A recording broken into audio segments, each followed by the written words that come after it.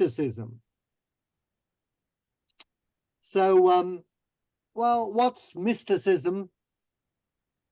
Mysticism is, well, certainly Jewish religious mysticism tries to approach God by experientialism, by feeling something, certainly not God himself, but a manifestation of God. In other words, this is something very different to what we have been learning. We studied 26 shiurim on the Moreh Nevuchim. The emphasis was on the sechel, the intellect.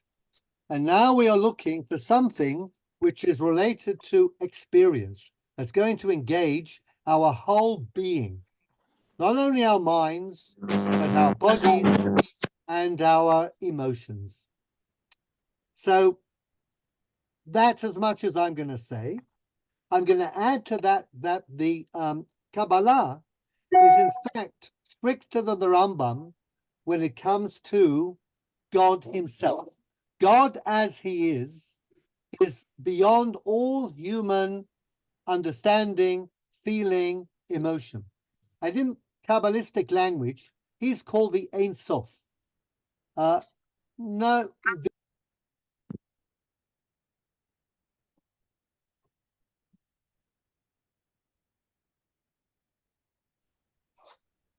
Mute. We don't hear anything anymore. Well, you are hearing something now. No.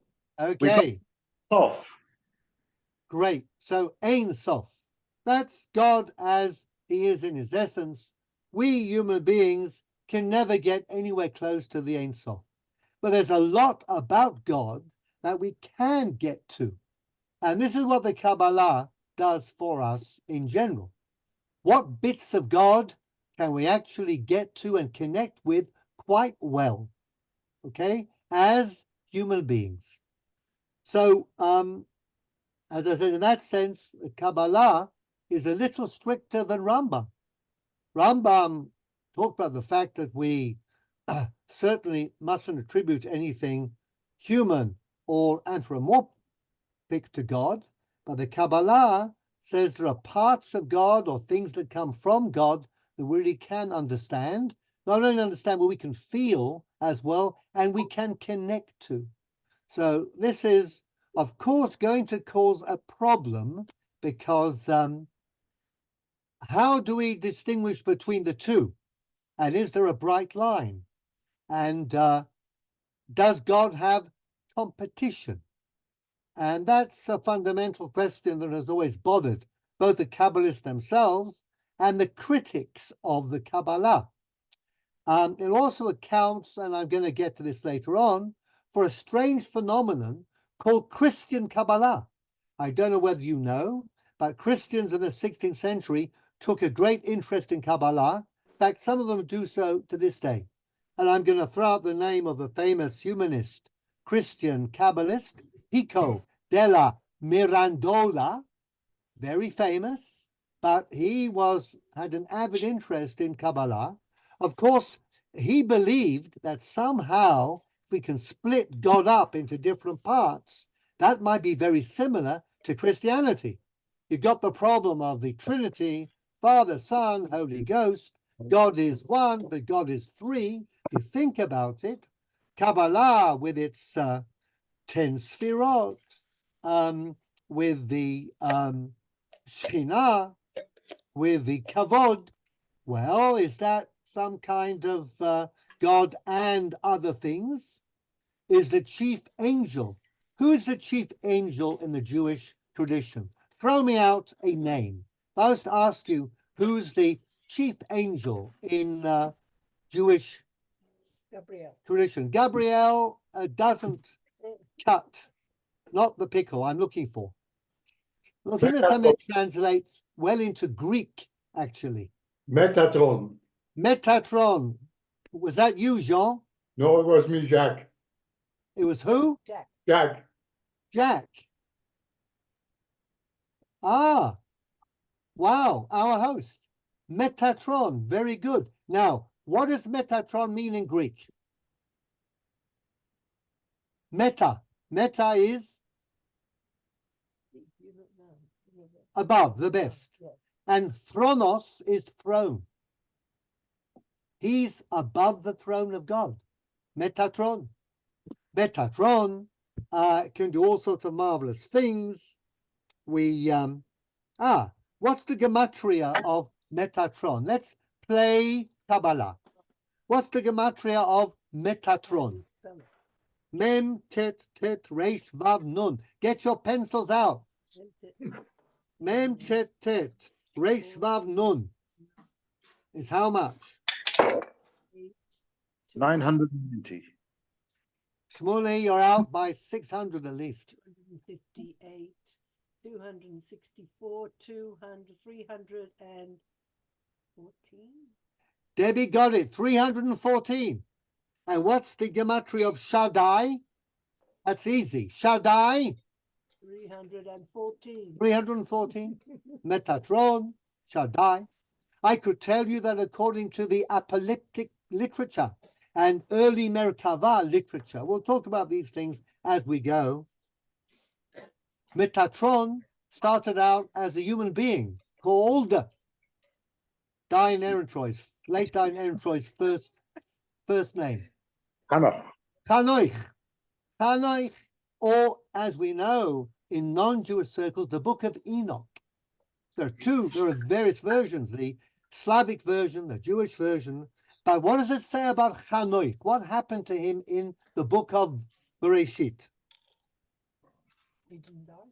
He didn't die. What does it say? That he He wasn't. walked with God. Ki lakach oto Elohim. God took him.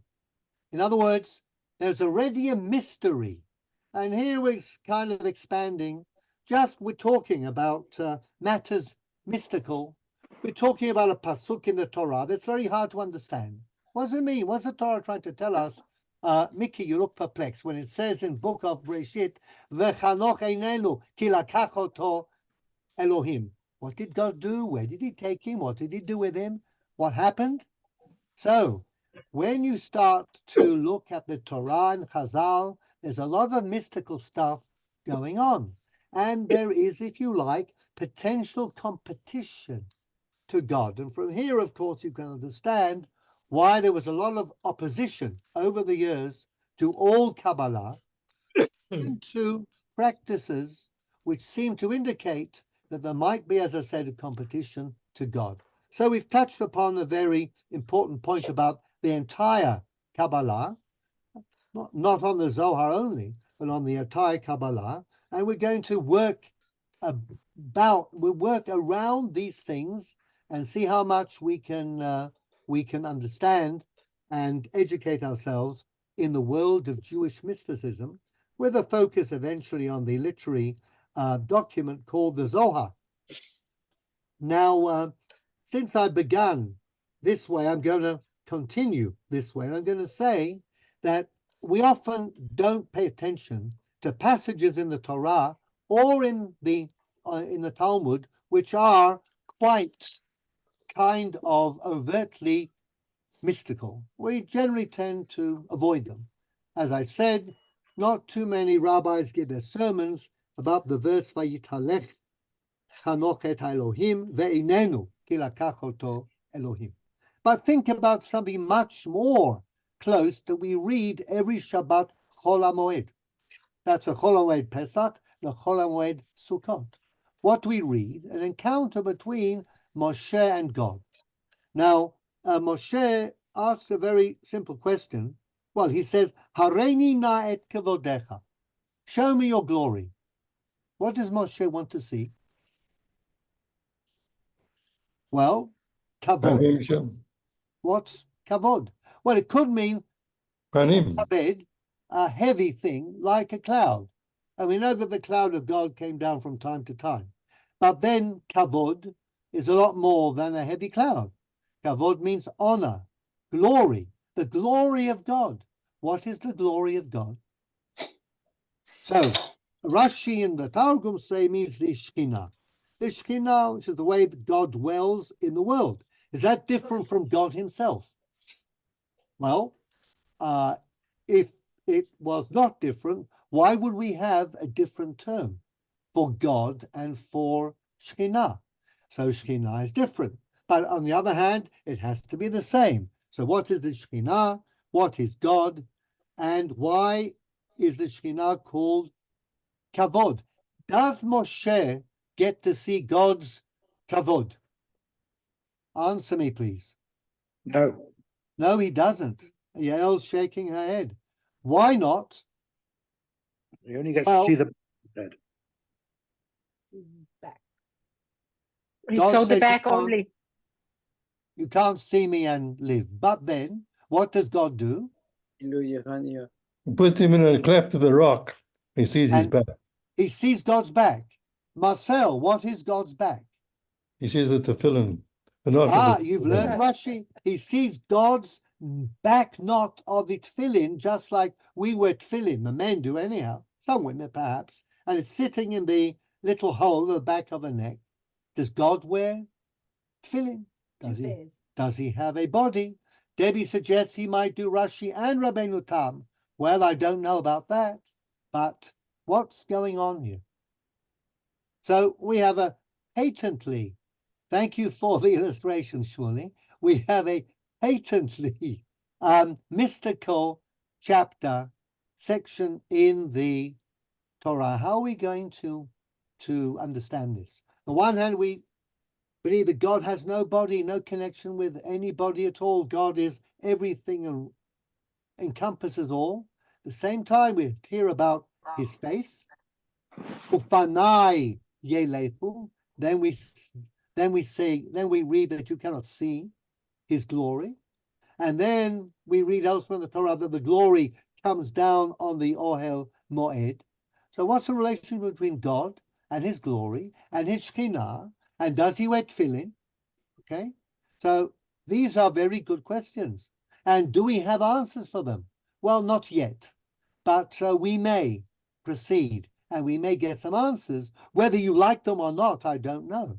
But there will be answers which will be given to us by the mystical literature. Then when we read the book of Yechezkel, we read about angels. Now, angels, another hot mystical topic, okay? Are there angels? Do they flap around with robes and wings? Can we see them? Are they there? What do they do? Now, Maimonides, of course, rationalized them out of any physical existence. They're all going on inside our heads. But could there be a different way of looking at it?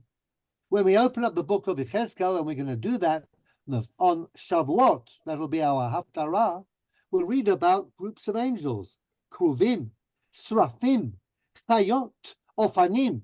We'll read about God's throne, a kisei, or a Merkavah, a chariot which has wheels, wheels upon wheels, and there's Chashmal as well. So what was God connected up to the Israeli electricity company? Chevrat HaChashmal. What does Chashmal mean? And what are we talking about? Do we even know what we're talking about? And how to understand these things? So the mystical literature, Kabbalah, tries to give us a way of thinking and understanding about all of these questions that I've just raised. We can open up Shas anywhere.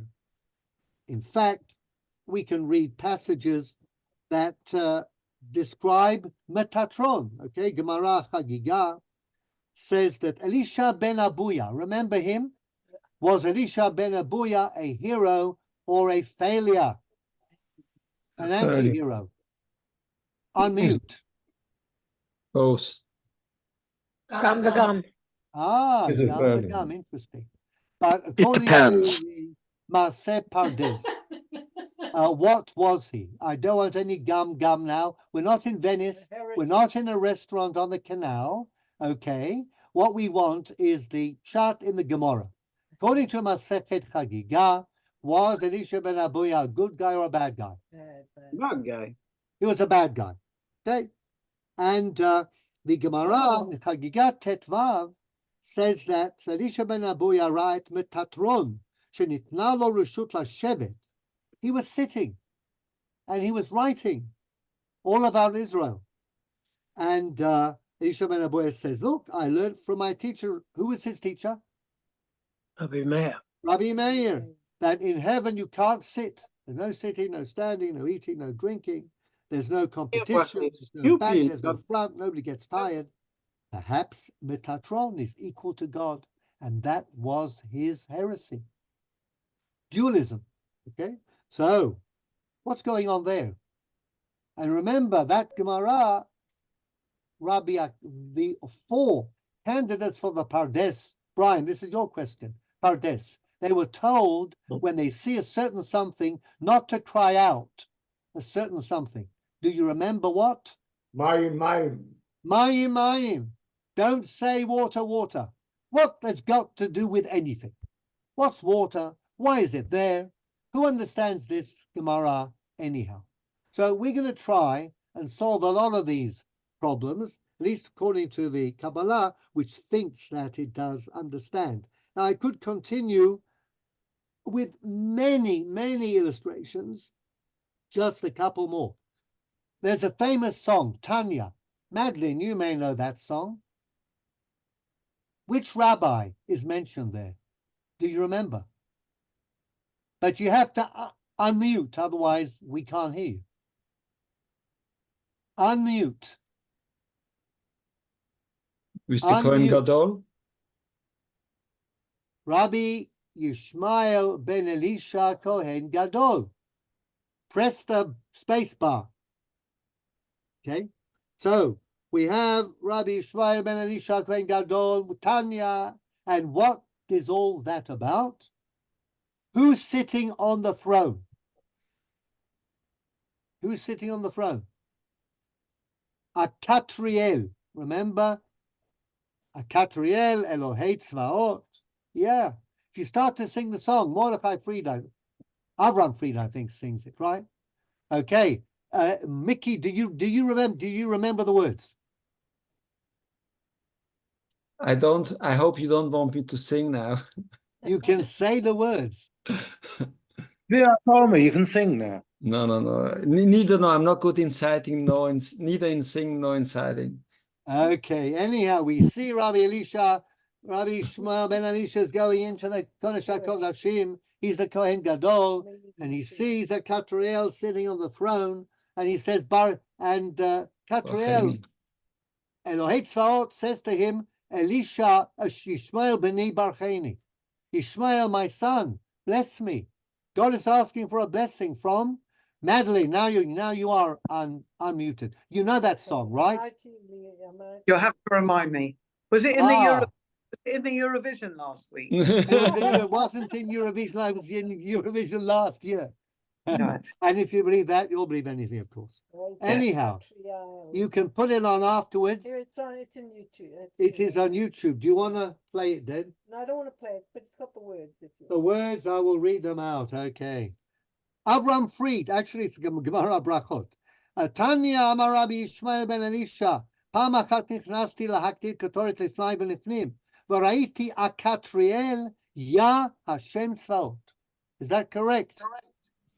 Mickey, you remember that? Right. ואמר לי ישמעאל בני ברכני, Ishmael, my son, bless me. אמרתי לו ירצו מפניך, שיכבשו רחמך את כעסך. My bracha is that your mercy will overcome your anger, ויגולו רחמך על מידותיך, and you will be nice and kind to us, ותתנהג עם בניך במידת הרחמים, ותיכנס להם לפנים משורת הדין, ונענה לי בראשו. And Akatriel, Yah, Hashem Tzvaot, nods and says, quite right. My boy, you hit the spot. What's going on there? Okay. Now, many of us sing this song, but who is a Katriel? What's he got to do with anything at all? Can a Katriel ask for a blessing from a human being? What does all this mean? But what I'm trying to tell you is that we can go on and on all night with illustrations of bits and pieces of Kabbalah that enter our lives and we don't even know what we're doing or saying. So far it's saying. Doing we'll get to shortly. But I'm just going to ask you one more before I cut this a little bit short. Not sure how much we'll do on the actual first session today, but we'll get there. And by the way, I'm just telling you here and now, this is not going to be the same as the Shiurim on the Moreh Nevuchim. We're not reading the Moreh Nevuchim. What we're doing is that we are going to be talking about the world of the Zohar, the whole world, what it means to be a Jewish mystic, in fact. We will focus on the Zohar for many of our doctrines. And of course, Jack, if you're wondering, and Jean, I will address the question of who wrote the Zohar, when it came into being, what we can say about that too, okay? But it's really to try and open up a world that many of us do not spend too much time in study of, although we live although our Judaism is heavily penetrated by Jewish mysticism, okay? So the other thing I was going to throw out is I wanted to take you to Yom Kippur. You remember Eile Ezkara, the piyut about the 10 martyrs? Again, we have Rabbi Yishmael, Kohen Gadol, and what does he do when confronted by the Roman and his cruel? Goes to seek advice. He what, Bernard? Goes to seek advice. Sorry. Inquires. Right. Where does, Bernard says he goes to seek advice. Where does he go to seek advice, Bernard? Me'achorei hapargud. Me'achorei hapargud. And what does that mean? Who knows? Not me. Behind the curtain. Behind the curtain. Now, where is behind the curtain? Kodesh Kodeshim. He's already there. He's behind the curtain. And he also has a character that he wants to ask advice of. What's he called? Tihe Rabbi Yishmael Atzmo. V'hizkiret Hashem b'siludim. He mentions the divine name, but you forgot the most important phrase. Va'ala lamarom. Marcel, he goes up high. Doesn't stay in the Kodesh HaKodashim. Goes up to the high, to the Aravot, Rochev Ba'aravot, the seventh heaven, and V'sha'al me'et levush habadim. And he asks the one wearing the special garments, and me'achorei hapargod. He's behind the veil that separates human beings from heavenly beings, from celestial entities. And he comes down from heaven and he says, Kabluna, you have to accept this because this is my decree. So what are you thinking theologically, philosophically, when you read this? Every Yom Kippur in Musaf, it doesn't change. There's also a famous cantorial piece by Zvulun Kvartin, Tihe Rabbi Shmuel Atzmai. Famous piece. So, in other words, there is lots of this going on. And I'm just making the point that we have a huge amount of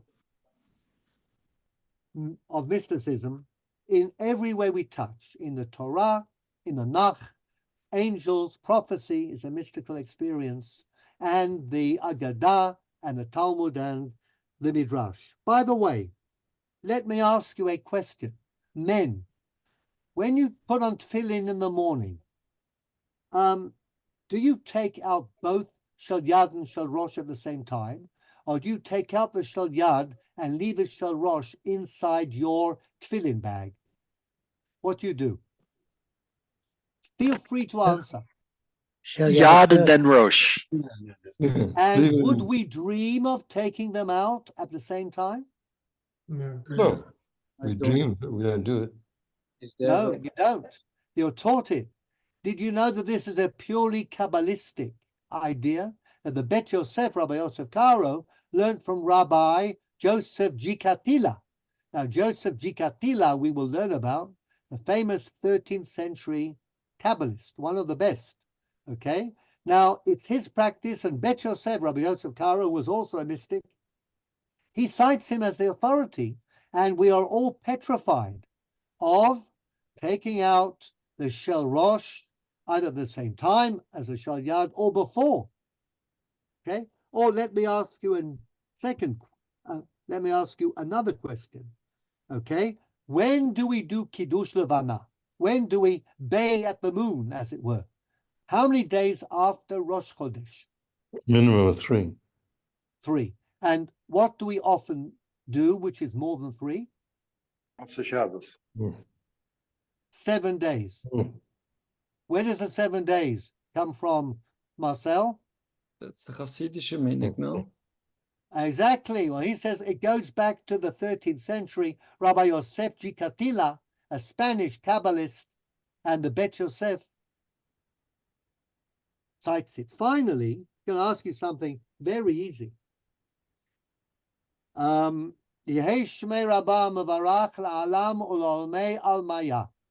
happens next? What word? Gadol. I'll start this again. What's the next word? Yitbarach. Do you put the Yitbarach together with the Almaya, or do you stop at Almaya and then say Yitbarach? I stop. Separate them. You stop. Mickey, do you stop?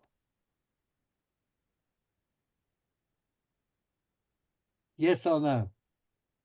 Jack, do you stop? Yes. Yes. Does anybody not stop? Okay.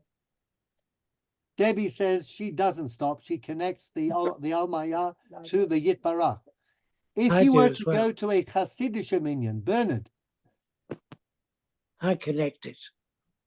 connects. There we are. And if you were to go to a Hasidic minion, would they connect or disconnect? They would connect. This is also a major issue, and it goes back to Rabbi Yosef Gikatila, the 13th century Spanish Kabbalist, cited by the Bet Yosef in Orach Chaim. So things we do are affected by Kabbalah a lot more than we think. And how many of you, I think you're a bunch of Litvaks anyhow, but how many of you after Sfirat HaOmer will say Ribono Shel Olam, okay? The whole thing about L'Ta'arenu, Ul Zakenu, okay? Miklipot. And how many of you, by the way, say L'Shem Yichud Kudsha Berichu? Own up. Lift your hands, those who say L'Shem Yichud before the Omer. Jack, Michael, who else? Mickey, Shmuley, Harvey, L'Shem Yichud. I'm a Yekim. Exactly. You have to be a follower of the Gra or a Yeka to say, not to say it. And the question, of course, is why do you say that before the Mitzvah Sfirat HaOmer and not before you start to put on tefillin, before you wash your hands, before you take the arba? Meaning some of you might. But there are, I'm asking about the Shem Yichud, not Yiratzot. The Shem Yichud. You are actually being Kabbalists. You are talking about the Sfirot, not the Sfirat HaOmer, the mystical spheres that connect the Ein Sof with the real world. The way you can get to God, and you are going to do a different combination of Sfirot, correct, Jack? Every night you count the Omer, we do a different combination. And we are, in fact, being Kabbalists. You might like to know or not, by the way, that the Nodab Yehuda, and Mickey, you need to pay attention now, was very angry. And he was in the 18th century with people who said the Shem Yichudin before Sfirat HaOmer, and he cites the Pasuk, Ki Sharim Darchei Hashem, the ways of the Lord are upright. Tzadikim Yechubam, the righteous walk in them. V'chasidim Yikashlu Bam. And that's in the context of whether we should say the Shem Yichud. The Hasidim have lost the plot. They're all over the show, and they are tripping themselves up and everybody up because of this Kabbalistic thing, because they're talking to the Sfirot. They're talking to mystical entities, angels. We talk about Machnise Rachamim on the Yamim Noraim.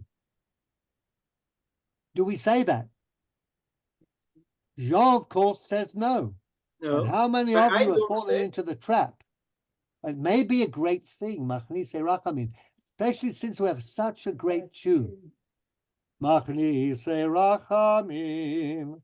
Okay, exactly. But are you in fact speaking to God or to a bunch of angels? Which angels? Should you be asking angels to be taking your prayers up to God at all? So all of this and much, much more. Now I have told you that I'm going to introduce you in my way to the world of the Zohar, but it'll be through, well, starting off with the Guide for the Perplexed. You might think strange bedfellows, Maimonides and mystics, they're very different. But actually, I want to show you something very interesting. And we're going to do a lot of Jewish history, learn about the world of mystics. We're going to learn about some very unusual characters in Jewish history who caused a lot of excitement and great disappointment too, because we are not only people of intellect, we are people of soul. So I'm going to do a screen share, and we can read this. It's all in English. So let us begin. I might read just because I'll get through this a little more quickly. But I'm going to take you back now to the end of the Moreh Nevuchim Shiurim and what was going on in Spain, in France, especially in Provence at the time. The Kabbalists adopt the Moreh Nevuchim of the 13th century in Christian Spain and southern France. Remember, Christian Spain was always in the north, okay, the border with France. Catalonia today was threatening to break away from Spain. Cities like Barcelona, Tudela, Burgos, Valladolid, Saragossa, Tortosa, and Guadalajara, and Toledo. The descendants of the Andalusian refugees from Almohade persecution, such as the Ibn Tibbons and the Kimchis, were well established in Christian Spain and southern France by the end of the 12th century. And they continued to share a propensity for Aristotelian philosophy. Hence, their translation and championing of the Guide for the Perplexed. There was, however, an indigenous and highly influential rabbinic elite, including Rabbi Avraham ben David the Ravid, Ramban Nachmanides, and Rabbeinu Yonah, who were prominent Kabbalists. Kabbalah started a long time before the Zohar came onto the scene, started in the times of the Talmud. I showed you bits of Gemara, bits of Agadah, where we definitely are meeting mystical phenomena. And highly skeptical of the philosophical enterprise symbolized by the Guide. They were very shocked and disappointed when the Guide was translated into Hebrew, and suddenly people were becoming intellectuals and no longer interested in the more touchy-feely side. Matters came to a head in Provence when Rabbi Solomon ben Abraham of Montpellier, together with Rabbi Yonah Girondi, declared a ban on the reading of the Guide. However, due to both Maimonides' stellar reputation as a halachist and strong support for its approach among the transplanted Andalusians, the ban failed, and the pitched battle between the warring camps ended when all Maimonides' books were burned by the Dominicans in Montpellier in 1232. After this, Rabbeinu Yonah relented, as did many other rabbis in the anti-Maimonidean camp. So what do you do when you can't beat them? What do? Join them. You join them. So by the middle of the 13th century, the Kabbalists began to develop a more positive attitude towards the Guide. And in this period, they composed 5 commentaries on it. 3 by Rabbi Abraham Abulafia, we'll talk about him. He's a classical Kabbalistic mystical figure. And 1 by Rabbi Joseph Gikatila, whom I mentioned to you. and a fifth anonymous one. In fact, more mystical commentaries were written on the guide than philosophical ones. Also became fashionable to convert Rambam into a Kabbalist. He would have turned over. Rabbi Shem Tov Gaon wrote Migdal Oz, one of the earliest commentaries on the Mishneh Torah, in which he attempts to refute Rabi's criticism of Rambam. And as a disciple of the Ritva, he was a Kabbalist. And he wrote Keter Shem Tov, which elucidates many of the mystical concepts employed by Rambam in his commentary on the Torah. In Chot Yisodei Torah, he writes as follows in reply to Rabi's criticism. Line 30. Uledati, Sh'Rabbeinu Moshe Zal Yada Bahem B'Sof Yamav. I believe, says a commentator on the Mishneh Torah, the Migdal Oz, but a Kabbalist. I believe that Rabbi Moses ben Maimon knew Kabbalah at the end of his life. Shani me'it sh'ra'iti b'Sfarad eretz moladetenu. I saw in Spain, the land of our common origin, Katuv b'Megillah shel Klaf, written on an old parchment scroll. Umushan, here we're getting into the legendary, okay?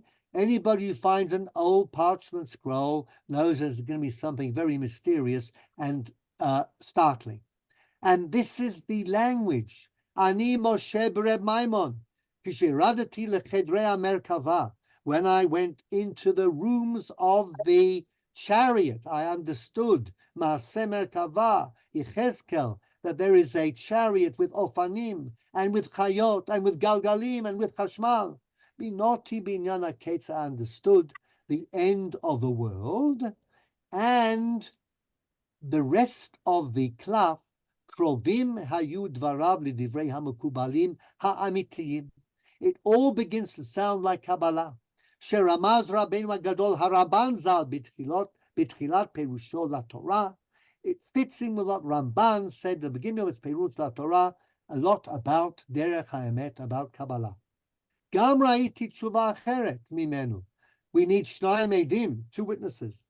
So Rabbi Shem Tov continues, and I saw another tshuva by the Rambam, Vaya Zal Magid Ba, and Rabbeinu Moshe, blessed memory, in this tshuva says שהתחיל לפרש הגדות על דרך נסתר, כאשר ייעד מזמן, וכשחזר על הדברים, after he'd written the Moreh Nevuchim about the secrets of the Torah, and he went over it, ראה אותם נסתרים כבתחילה. He saw that they were as unintelligible as when he'd begun.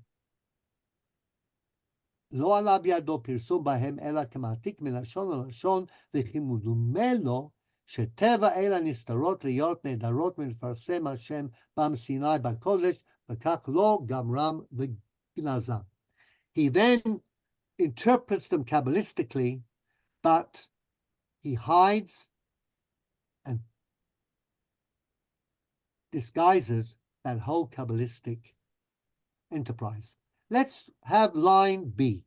Let's have section B, line 36. Brian, are you there? Brian, can you unmute? Can.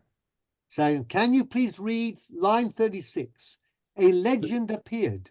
A legend appeared according to which Maimonides, at the end of his lifetime, recanted his philosophical approach in favor of a mystical one. Indeed, no less an admirer than the author of a standard you're trying to make it difficult, philosophical commentary on the guide, namely Don Isaac Arbanel, records this legend in his commentary, Nachalat Avot, on the ethics of the fathers. Gam ani shamati. I also heard, says Abarbanel, Sharav Gadol HaMaimoni katav b'geret shlo ela hadvarim. That Rambam wrote the following: B'sof yamai ba elai adam echad. At the end of my days, a man came to me. V'amar li dvarim shel ta'am. And what he said was really convincing. V'ilulei sha'iti b'sof yamai. And had I not been at the end of my life, Pashtu chiburai ba'olam, and my books have already been widely circulated. Iti chozer midvarim rabim shekatavti bahem. I would have recanted on many of the things I wrote. Then Safek, says Abarbanel, no doubt, shedivrei Kabbalah hayu asher shama b'acharit yamav. Rambam became a Kabbalist at the end of his life, but he couldn't recant publicly because he was already dying and his books had been published. So, are we to believe this or not? Well, if you're a Kabbalist, Marcel, you might. On the other hand, if you're not a Kabbalist, you might say Rambam is turning over in his grave. Okay? But there we are. I'm trying to describe the way Jewish people thought and felt. Rambam came But along. who and he was is a who great is this shock. Adam Echad? Who is this Adam Echad on line 4? Yeah. We don't know. But it could be anyone. Okay? But all we have, I've just given you lines I've found. Okay?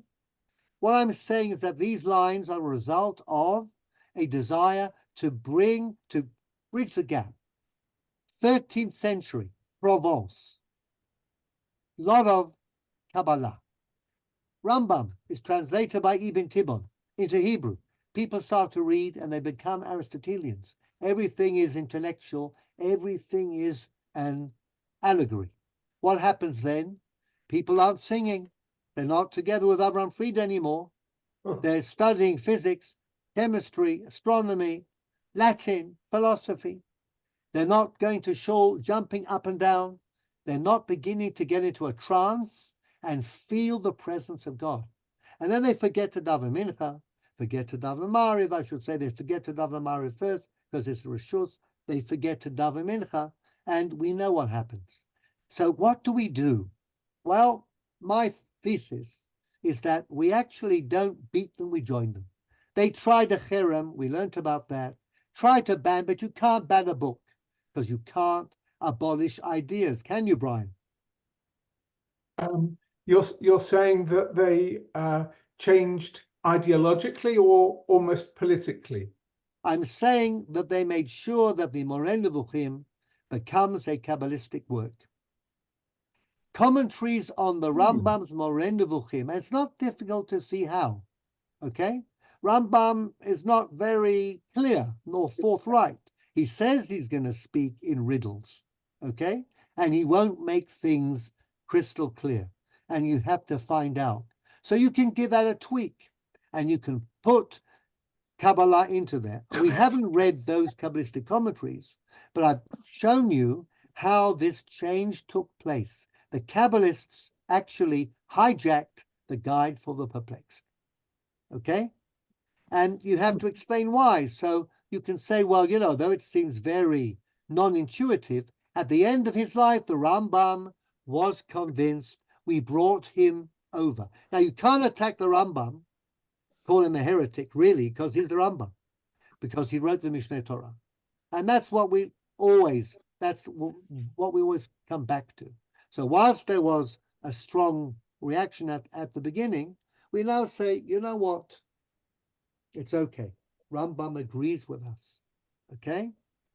And what I'm going to do, I think now, before the end, is we're going to probably read this next time, the rest of this, and we'll sort of extend our little historical adventure. But we're going to be doing quite a few shiurim before we actually get to read bits of Zohar about the Kabbalah, how it affects, influences, and one of the main ideas is trying to put across. So what I want to do briefly, in the quarter of an hour or less that I have left, to tell you about Rabbi Abraham Abulafia, okay?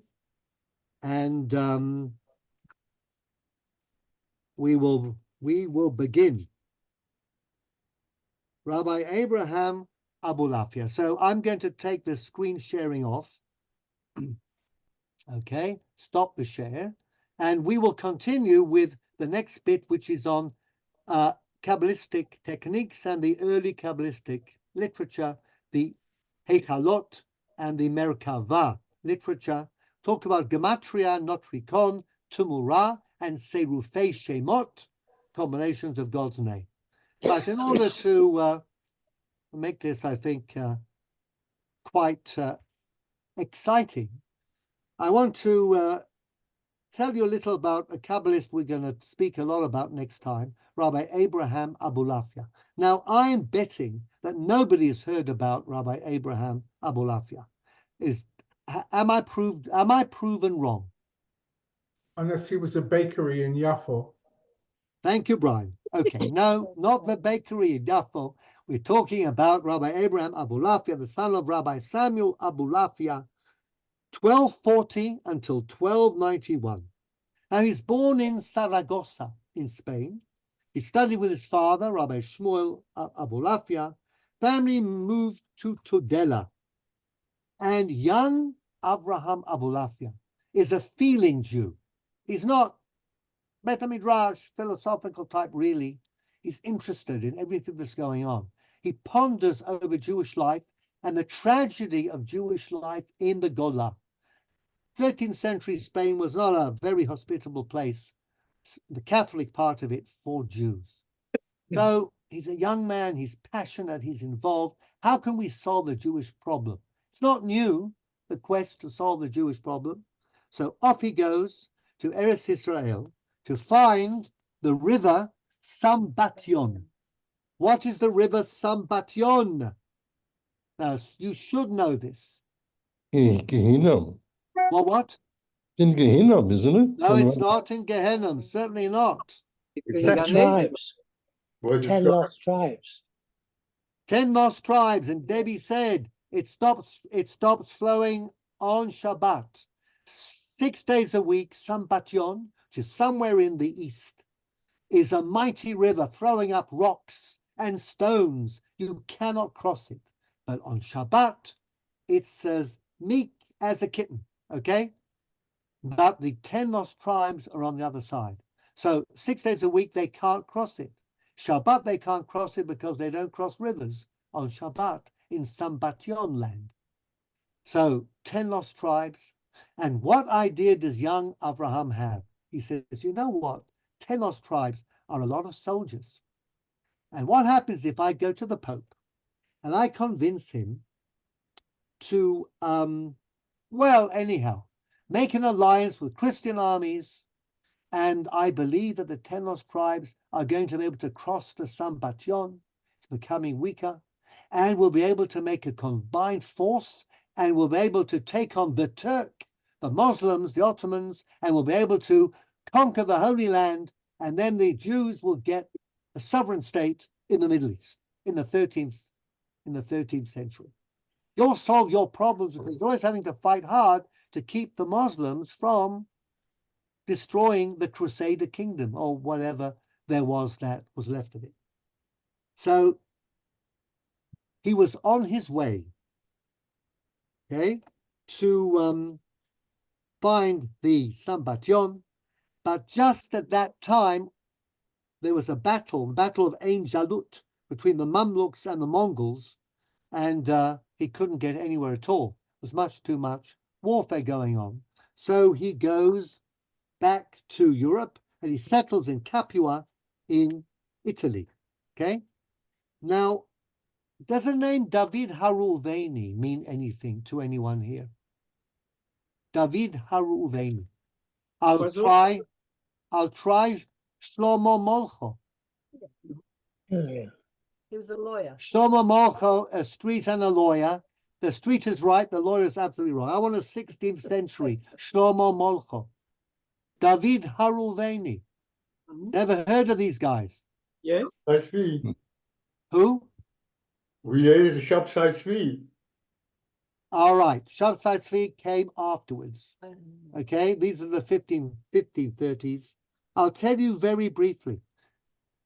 Kabbalists had this yen for the Sambation, the 10 tribes, going to the Pope and saying, let's make a combined army of Jews from the 10 lost tribes who are great warriors, apparently, because if Jews don't have to be, well, in the past, we can only imagine that. So the 10 lost tribes were great warriors, and we'll go and defeat the Mohammedans, and then we'll be okay. And you, of course, Pope, will very nicely give us a nice Jewish state in Eretz Israel. David Haruveni, 1523, arrived in Venice.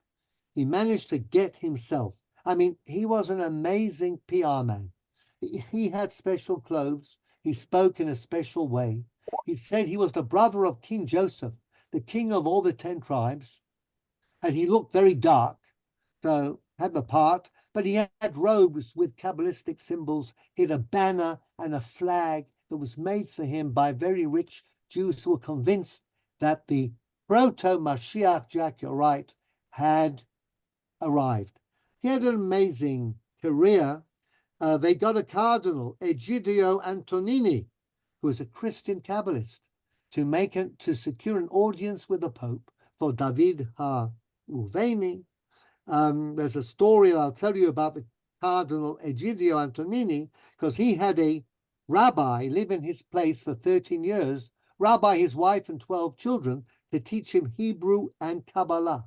That rabbi was Rabbi Baruch Eliyahu Bachur, Eliyahu Bachur Vita, who was a great-great-great-grandfather of David Cameron, the British Prime Minister, okay, and who was a Levita, German immigrants, and he also wrote a famous book from which the phrase Bothermeister comes. It's not what you think, and if you can't remember, I'll tell you next time.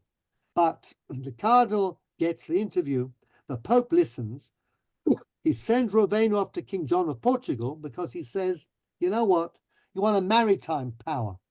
I'm landlocked, papacy, but you go to King John. He loves traveling the seas. The Portuguese had a great maritime empire. So speak to him and he'll be able to get a fleet going. We'll take some soldiers. We'll join up with the 10 lost tribes and we'll go and we'll get rid of the Mohammedans. But the whole thing became undone when the King John's private secretary called Diogo Pires was so impressed by David ha-Ruveni. He said, David, make me a Jew. And Ruveni said, you've got to be crazy. You're out of your mind. If you become a Jew, the king's secretary becomes a Jew, I'm going to be burned. You'll be burned. We'll all be burned. You can't do that to the Catholic King of Portugal, for Christ's sake, if I can use that term, okay? But Pires circumcised himself. No anesthetic. He basically recovered. Debbie says I can't tell you anymore. Anyhow, he becomes Shlomo Molcho. He's a talented intellect. He's a great orator. He pushes, he marginalizes Ruveni, and he becomes a symbol of this messianic movement. Look him up afterwards. David ha-Ruveni, Shlomo Molcho. Shlomo Molcho is, of course, very close to the king. The Inquisition is now fully involved. To have the King John's secretary become a Jew and a Kabbalist to boot. By the way, Rabbi Yosef Karo writes of Shlomo Molcho, he has never met a more talented or erudite Jew. He was the leading lawyer in Israel. Shlomo Molcho, but he was an absolute Kabbalist. His imagination, his feeling, no intellectual or political restraints. He's going around spreading the word. He's the Mashiach. We got to get up and go and join. So the Inquisition said, we're going to burn you. And they did. But a few days later, after the burning, Shlomo Molcho is seen in King John's palace. King John substituted somebody else for Shlomo Molcho. He got burned. Shlomo Molcho didn't. Shlomo Molcho is now in King John's palace. He's protected, but he gets into his head. He's going to Regensburg to persuade Emperor of the Holy Roman Empire, Charles V, to join the Jewish crusade. He's out of his mind, off the wall. And King John can't stop him. Off he goes. Of course, this time he is burned. But we know Shlomo Molcho, the martyr. But I'm trying to tell you about Kabbalists, okay? They're not regular people, and they really are Kabbalists. Okay, they live in a different world. They're living in a trance. They are hyped up by fasting, by dipping, by reciting certain prayers. They hypnotize themselves, but they are extremely charismatic figures, which is why Jack Shabtai Tzvi at the beginning did succeed. These are unique people. They would regard themselves, as Abulafia did, as prophets, Nevi'im. And Abulafia got himself into a lot of trouble. And I'm going to finish off with Abulafia, and then we will continue some aspects of the Moreh Nevuchim and Kabbalah next time. But as I said, going back from the 16th century to the 12th century, Abulafia had a vision, a prophecy, that he was going to go to the Pope, okay, and he was going to convince him to raise his Jewish army. Fortunately, though, the Pope died as Abulafia was about to try and engage with him. So, or rather, forget the Pope. That's David Haruveni trying to get in too much information. And Shlomo Molcho, Abulafia was going to find some Batyon and release the 12 lost tribes. The Mongols interfered with that plan. He goes back to Barcelona. He studies the Moreh Nevuchim, but then he also studies with a Kabbalist who we'll talk about next time. He studies the Sefer Yetzirah, other Kabbalistic works. No Zohar hasn't been publicized yet. And then he has a vision, and here I am absolutely right. He has a vision in 1270. Has to go to the Pope. The Pope figures in all these prophetic Kabbalistic visions, okay? Go to the Pope and get him and talk about Judaism. Convert the Pope. Can you imagine that? Go and do some outreach in the Vatican and make the Pope a Baal Tshuva, or convert him, whatever. So, sorry? I said it worked in the other direction. It worked in the other direction. Well, you never know. There's a famous Yiddish joke. Does the Pope speak Yiddish? Does the Pope speak Yiddish? So a group of Anglo-Jews went to the Vatican. Guess I'll have to end with a joke, but there we are. Tell you the rest of Rabbi Abulafia's story next time. So they go to the Vatican and they're introduced to the Pope, and he's sitting very quietly, doesn't say hello, doesn't acknowledge their presence. So one of them says, Yontif Pontiff. And the Pope does not react.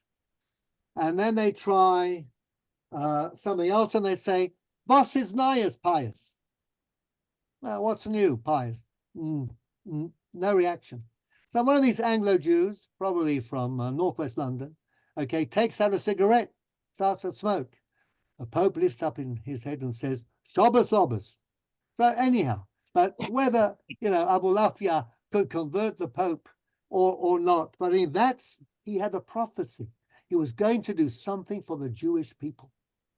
It's an amazing thought, and it's happened more and more and more times. And this explains some of the background. You often say to yourself, I'm going to stop the share. I have. Why would anybody believe Shabtai Tzvi? Why would anybody believe David Haruveni? Why believe Shlomo Molcho? We as a people for over 2,000 years have been desperate to be redeemed from the trials, tribulations, horrors, and holocausts of Golos. And we have a body of mystical literature, and we want to believe that it can happen. We want to believe that we can break through the normal rules of the intellect, Aristotle, Rambam, caution, integral, whatever you call it. We can break through with the name of God, with mystical chants, with prayers, with Tehillim, with fasting. Somehow we can get through it. And it worked. I mean, we've had that time and time again, comes out of the Kabbalah. And the Zohar became the holiest, canonized Kabbalistic work. I was to say to you, how many of you know the book Charba de Moshe, Moshe's sword? How many of you? Nobody's heard of it. Sefer HaBahir, perhaps. Jean, you probably know Sefer HaBahir. I know the name, but You not know the all. name, okay. But Zohar, everybody knows. We think from Jews, Torah, Talmud, and Zohar. Right, Mickey? That's the Holy Trinity, if I can, the Havdil Elef Havdalot, use a term. Okay? Well, how did that happen? We're going to start a long journey, because I still have a lot to talk about in relation to the Moreh Nevuchim. We'll start our journey, all being well, we have, and continue until we continue. We'll see. But anyhow, so I have begun. You'll see that I'm not going to be teaching bits of Zohar. Language is extremely difficult, would be very challenging. And I'm not sure that we would get much from it. We will eventually learn the ideas, the concepts, and the terms, certainly the ones which I think are important, some of the theological issues. But I want to do a lot around the Zohar. And I want to talk about how it came into being, talk about the controversies about the Zohar. I want to talk about the interaction between Halacha, Zohar, and Chassidut, which is a very important aspect of the Zohar. So that's the plan. If you're happy to continue, next week, all being well, same time, same place. Would anybody like to ask a question? Yes, Or me. make a comment? Jean. It's very strange that the name of an imported angel would be in Greece, and you make a gematria of a word coming from Greek.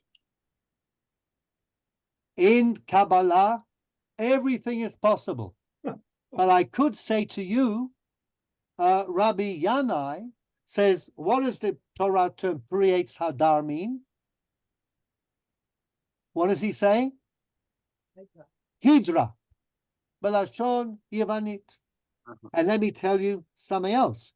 According to Midoraita law, which languages constitute languages that you cannot write on Shabbat min HaTorah?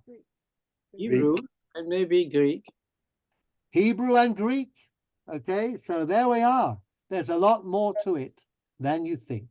We'll talk about that too. But you could understand Metatron not as Metathronos. It could be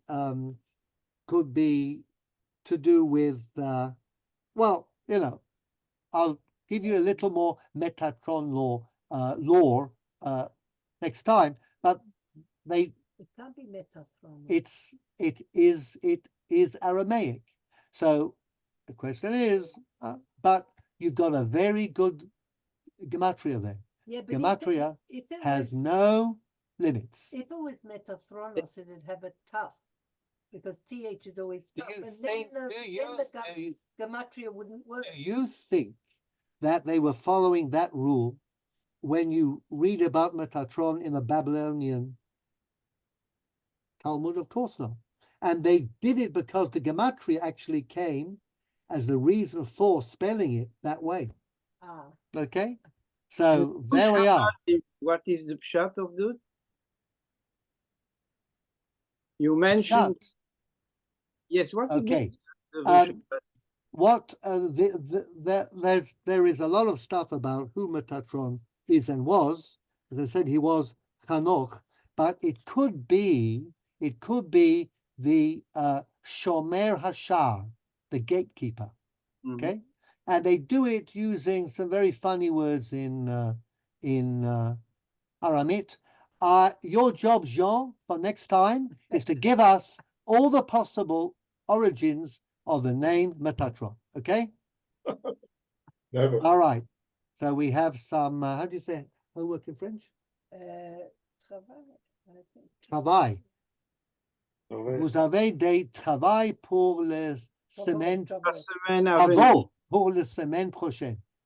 La semaine prochaine. Semaine prochaine. When the Kohanim are Dichnen, they say a little, the name Matatron appears also in the prayer Sure. people say. We are going to begin, we're going to talk next week about Notricon. Many words are unpacked by the Kabbalah, and the names of angels are a favorite one. And the Birkat Kohanim is a great place to start, and we can do some of that Notricon. They are psukim, okay? There are psukim all over the place. There is, for example, a malach called Amar Ma'el. Amar Ma'el. Isn't there an issue to use the names of the angels? Got some Michaels around. Are used as names of human beings, like Raphael and Gabriel. We have a lot of, it's exactly that. It's a mystical thing. So don't say it, okay? The Birkat Kohanim thing, you can think it, you mustn't say it. But actually, the Kabbalists themselves have no problem. They unpack them. If we think about the angel called Amar Mu'el, it is Oseh Malachav Ruchot Mesharatav Esh Lohet. Okay? Pasuk about Oseh Malachav Ruchot. Okay? Mesharatav Esh Lohet. Take the first letters of each pasuk in that line, put them together, and it is Amar Ma'el. So you've got the angel, and we'll unpack these. A favorite device of the Kabbalah as a prophylactic is to take the first letters of Ana B'Koach Gedulat Yemincha Tatitzra, string them together, you get this peculiar name. It's a pasuk. Jack, most of them are either psukim or tserufim of the Shemot. Now, of course, the Kabbalists don't want to spread their knowledge to the crowd. So you get this message from your father or from your rabbi. These are magic names, very holy names. We have to be very careful. We cannot